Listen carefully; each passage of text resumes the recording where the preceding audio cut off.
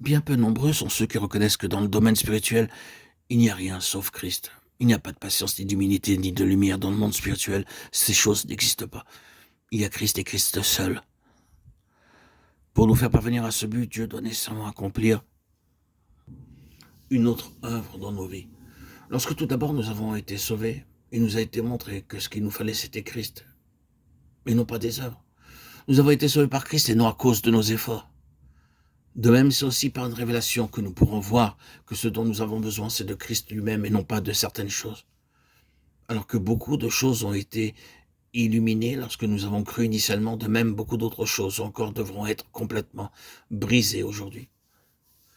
La seule différence, c'est que ce qui tout d'abord a été détruit, ce sont des péchés. Alors que ce qui devra l'être ensuite, ce sont des choses spirituelles. D'abord, c'est l'orgueil, la jalousie, la vaine gloire, le tempérament mauvais ou quelques autres péchés qui ont été détruits. Aujourd'hui, notre patience, notre humilité, notre prétendue sainteté doivent aussi être détruites pour pouvoir comprendre que Christ est notre vie et notre tout. Combien grande est la différence entre ce christianisme et celui que conçoivent habituellement les croyants. Un certain nombre de frères, de sœurs viennent souvent me parler et me poser des questions.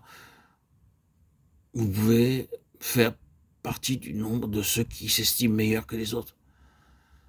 Mais j'ai bien peur que vous ne restiez toujours le même tout au long de votre vie parce que c'est uniquement des choses que vous avez en vous.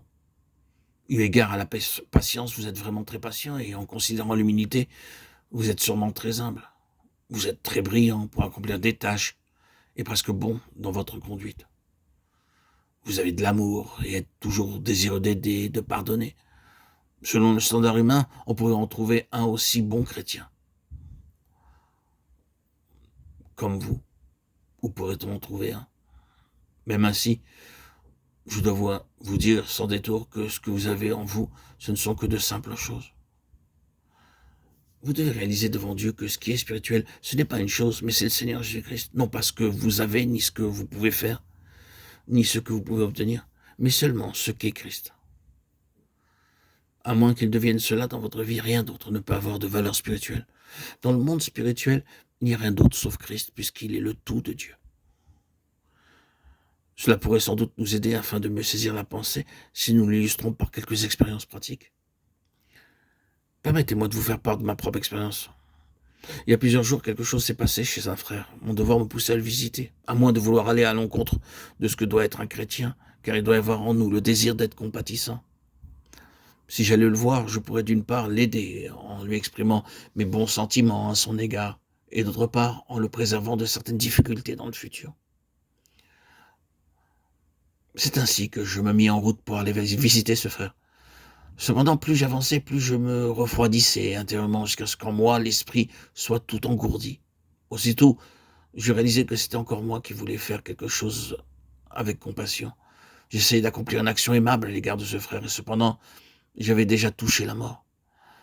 L'intention était à la fois louable et juste, mais elle ne procédait pas de Christ, parce que c'était moi qui agissais. Quelle en serait la conséquence si j'entreprenais cette chose?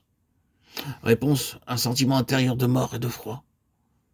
J'aurais pu accomplir une œuvre digne de louange, mais je n'aurais pas rencontré la vie. C'était sans aucun doute un acte de compassion, et pourtant, je ne pouvais pas dans cette ligne trouver le Seigneur. Tout ce que l'on pouvait dire, c'est que j'étais compatissant. Permettez-moi de le redire, chaque fois que vous touchez Christ, et non pas un comportement, vous touchez la vie. Là où vous ne rencontrez qu'une manière de se conduire, vous toucherez sûrement la mort, car c'est vous qui agissez. Nous devons bien comprendre, frères et sœurs en Christ, que le christianisme, c'est Christ, et que la vie du chrétien, c'est aussi Christ. Chers amis, bien-aimés, auditeurs, auditrices, n'amassez pas un millier de bonnes choses les unes sur les autres en considérant que cet amoncellement, c'est la vie chrétienne. Quand bien même vous rassembleriez toute l'humilité de la terre et des dizaines de milliers d'autres bonnes manières d'être, vous ne pourrez toujours pas créer un chrétien. Si tout ce qui se voit n'est qu'un assemblage de choses, on ne pourra pas voir Christ.